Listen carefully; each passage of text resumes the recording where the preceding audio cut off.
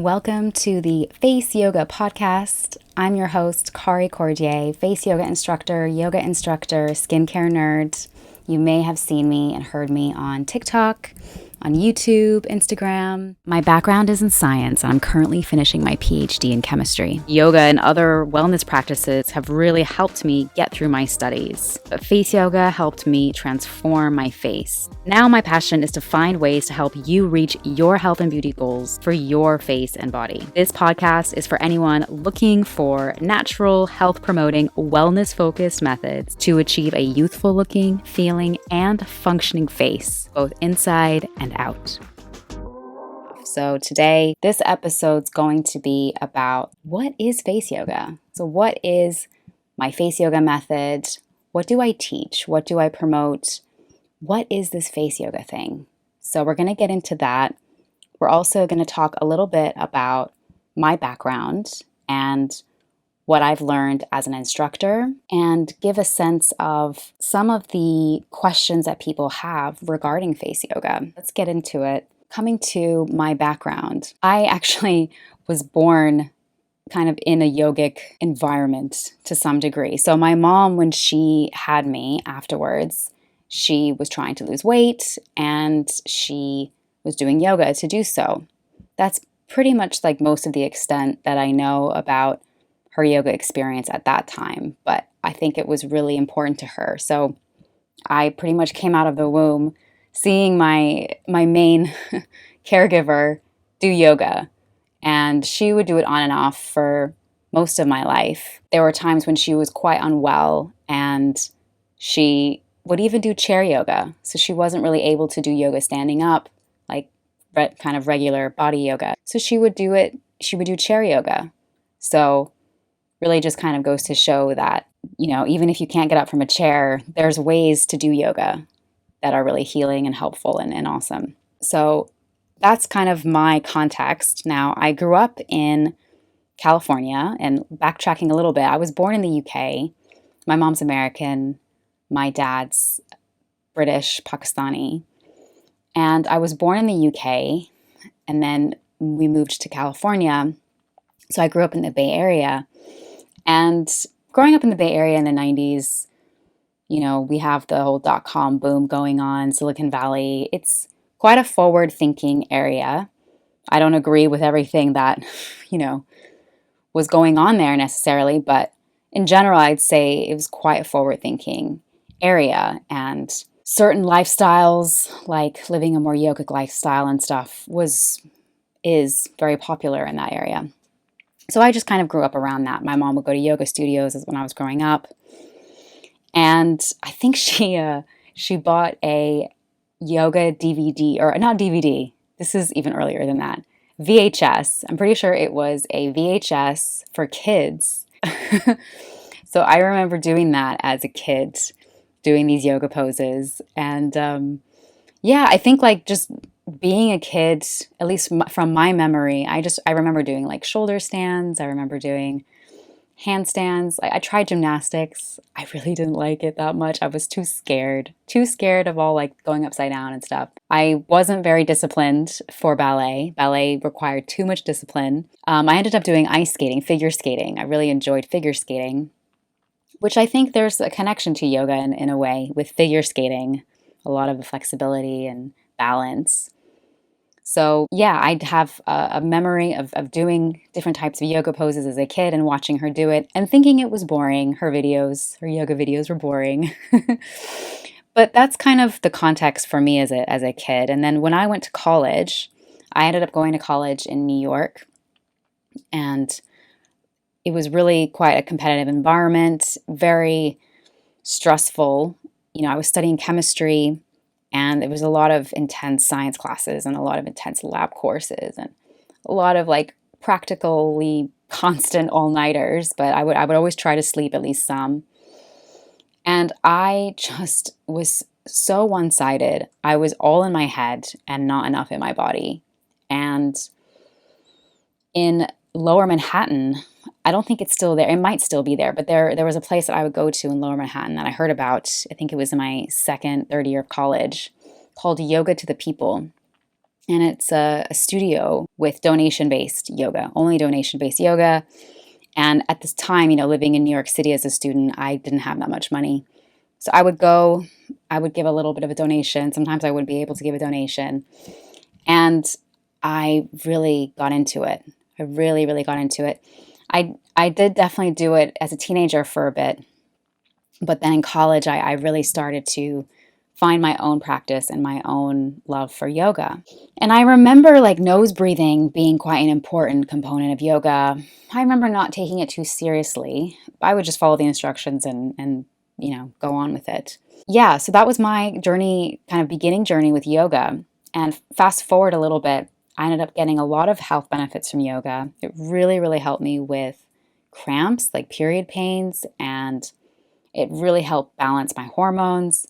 It really helped me mentally. Just my mental health was a lot more balanced, more so than I would feel when I was doing other types of exercise. I used to swim, do weightlifting, water polo, and yoga.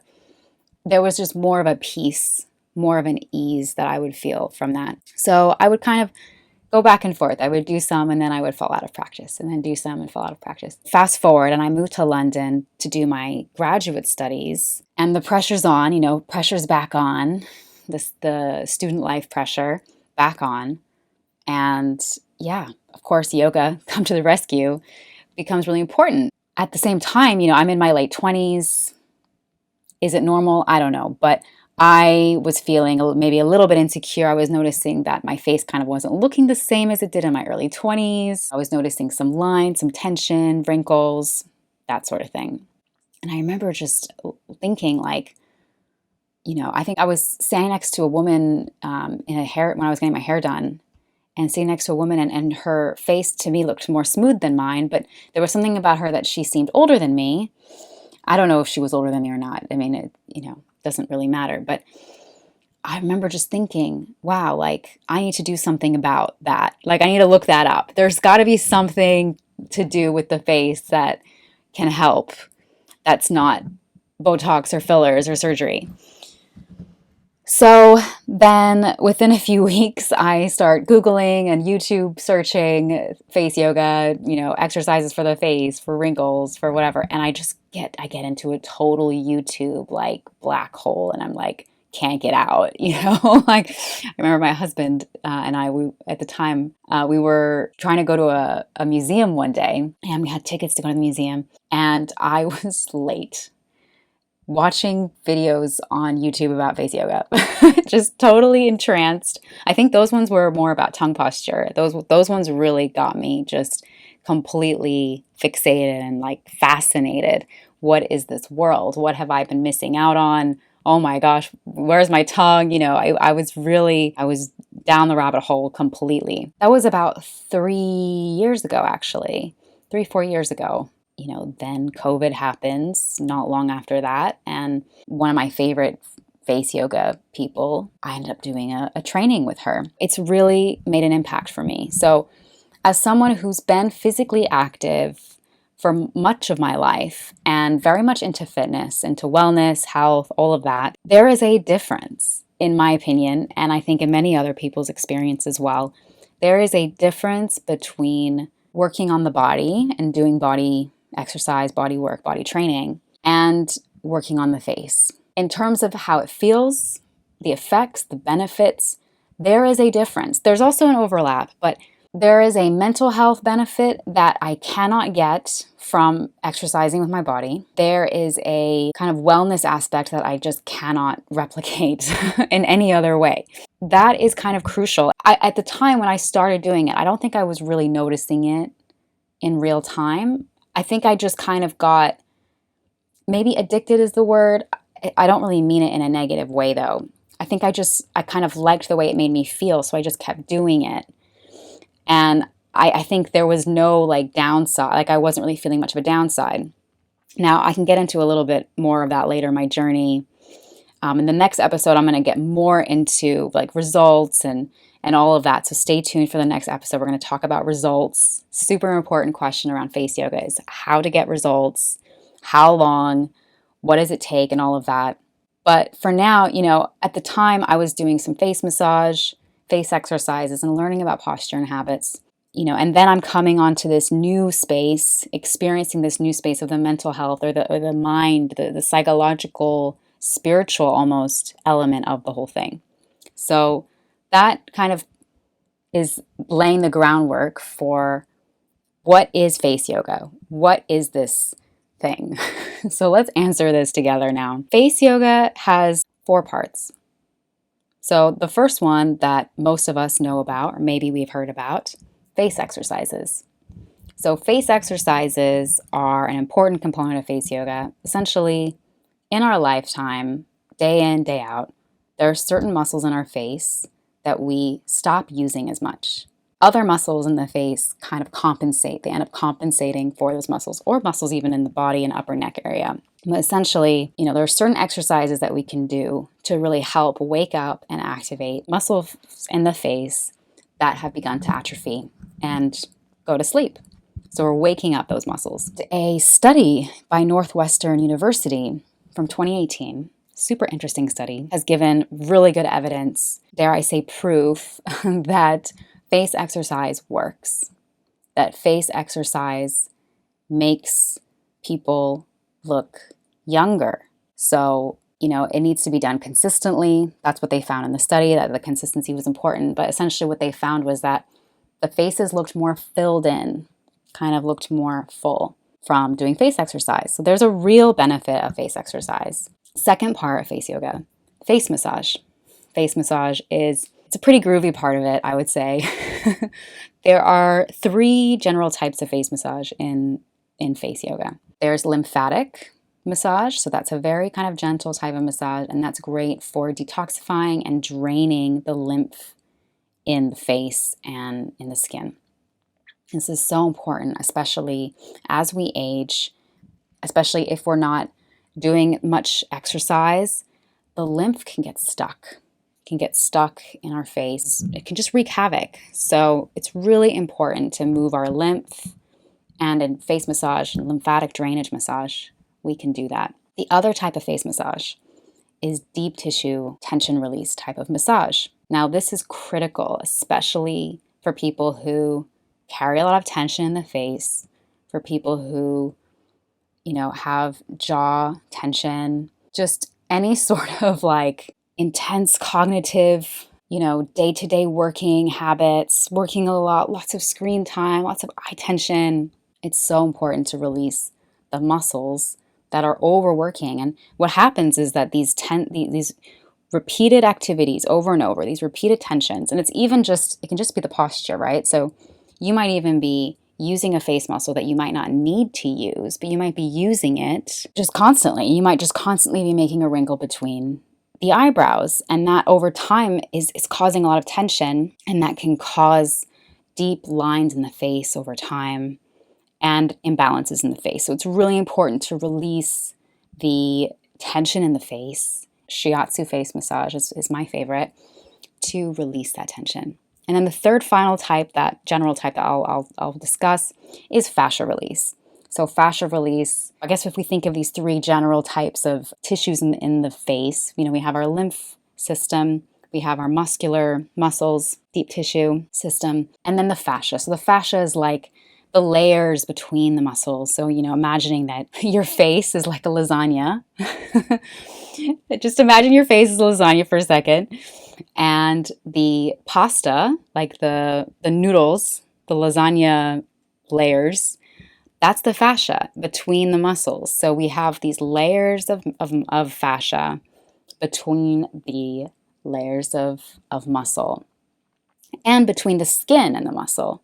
And it's really important for the fascia to release because it can get stuck.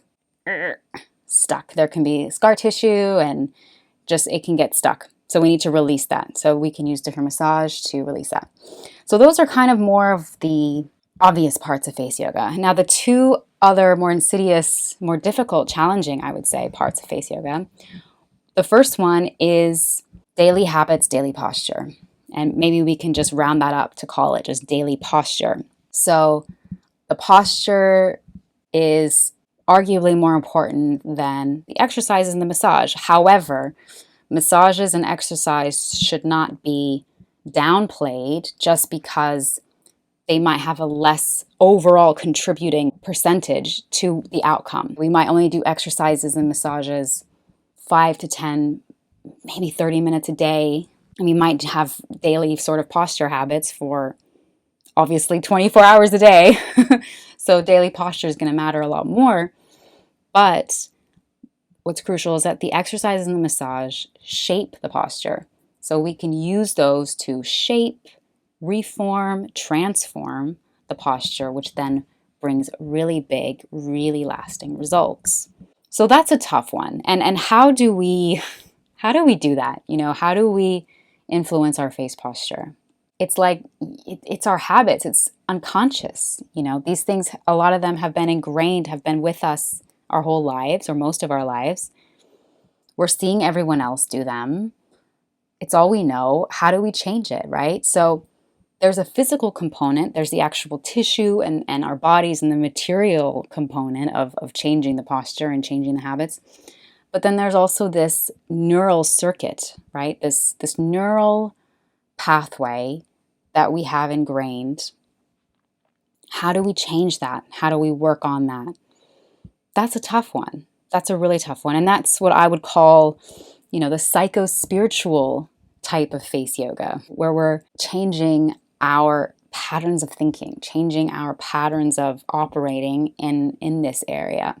What's controlling the face? What's controlling the posture? It's the mind, it's the spirit, it's the psychology.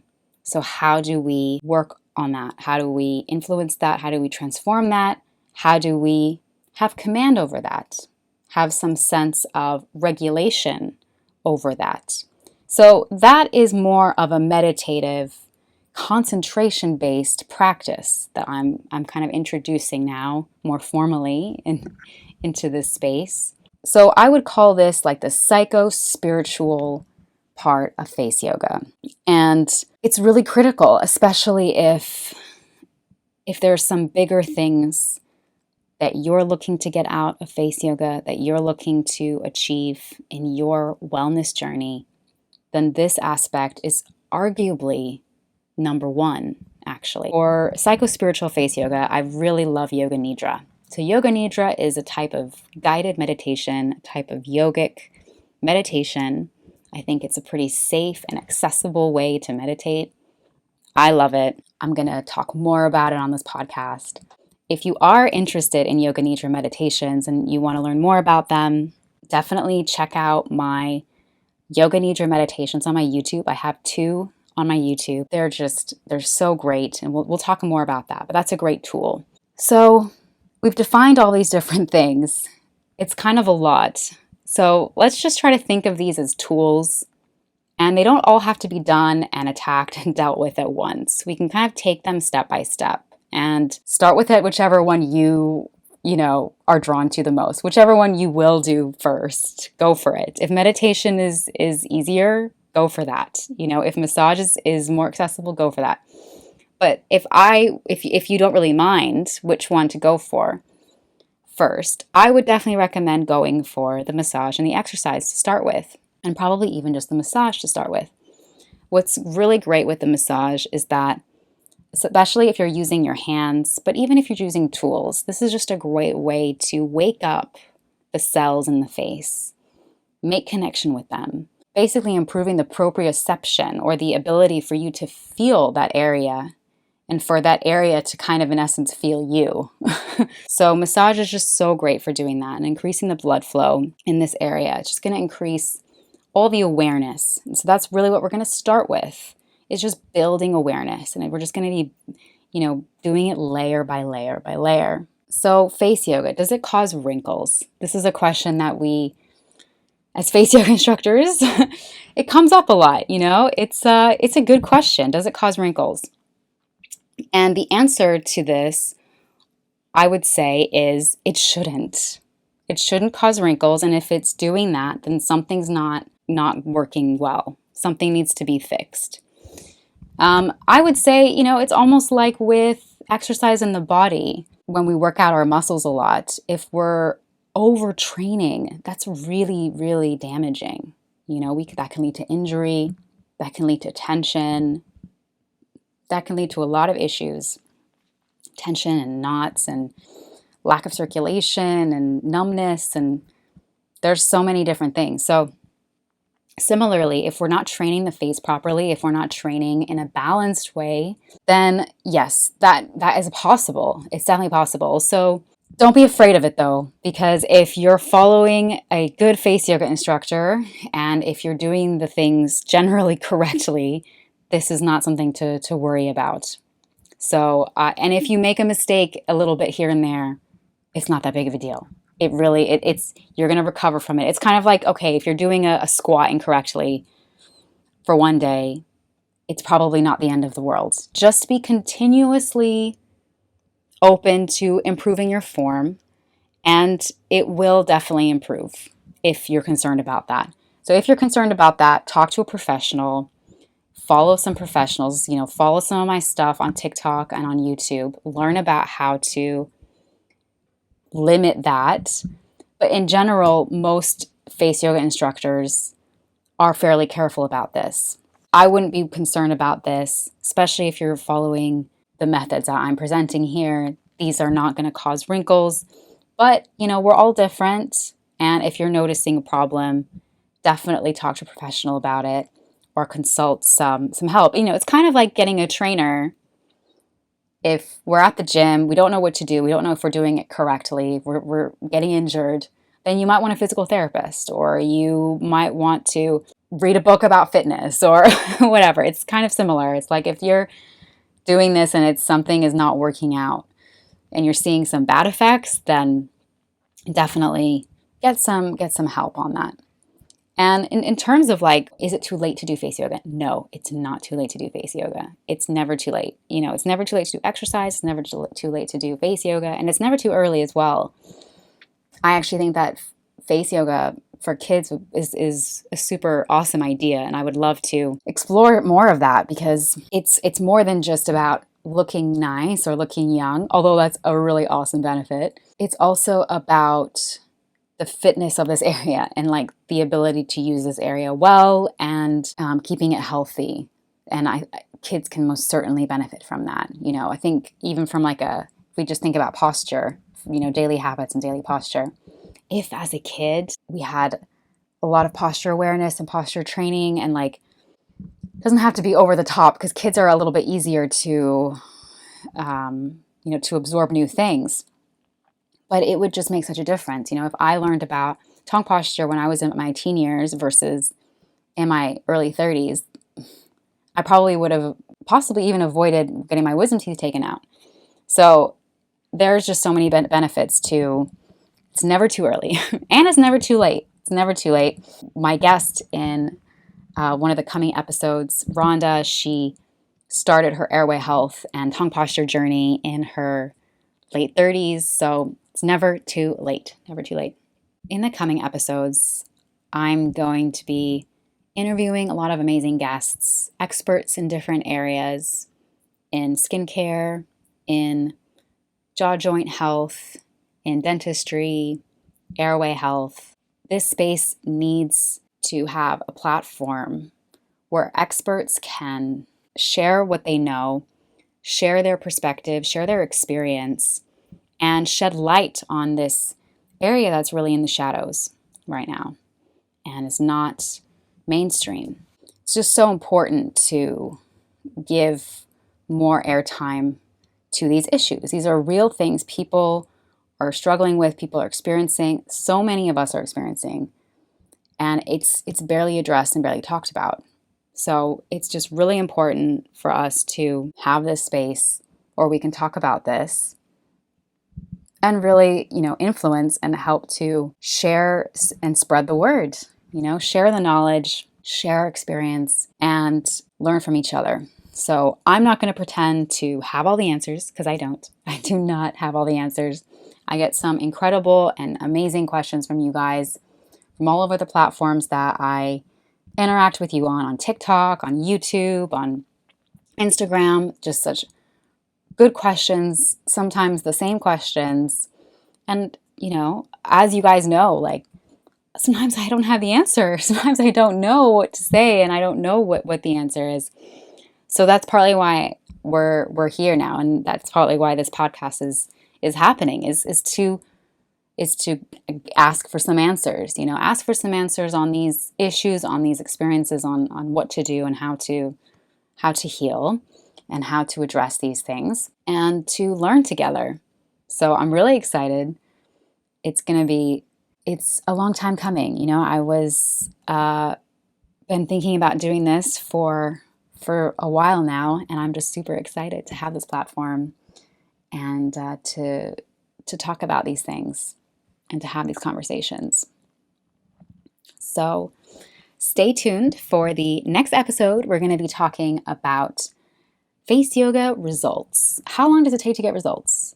How do you get results? What kind of results are there? What can you expect from face yoga? Can it really do anything? What can it do? That's coming up next. Be sure to check out my videos on YouTube, TikTok, and if you want to do face yoga with me, I am offering classes, face yoga classes. We'll do face exercise, some face massage, all with the goal of influencing and shaping our daily face posture and meditating, concentrating on a new way of holding our faces. Check out my website, check out the face exercise classes. I have some recordings of classes on there that you can check out if you want to just try a couple on your own without me, which is fine. But yeah, I would love to meet you and do face yoga together. So definitely check those out. Thank you so much for joining me on this awesome journey. I'm super excited for all that's to come. Thank you and have a wonderful, beautiful rest of your day.